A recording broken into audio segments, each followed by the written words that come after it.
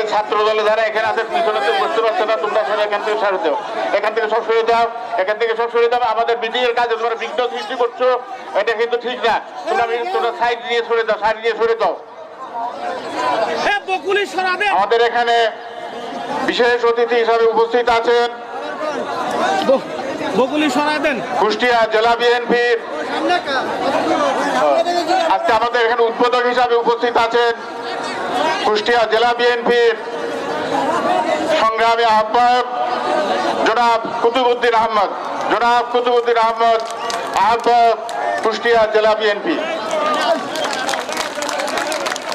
প্রধান বক্তা হিসাবে উপস্থিত আছেন কুষ্টিয়া জেলা বিএনপির সংগ্রামী সদস্য সচিব প্রকৌশলী জনাব জাকির হোসেন সরকার, জনাব জাকির হোসেন সরকার।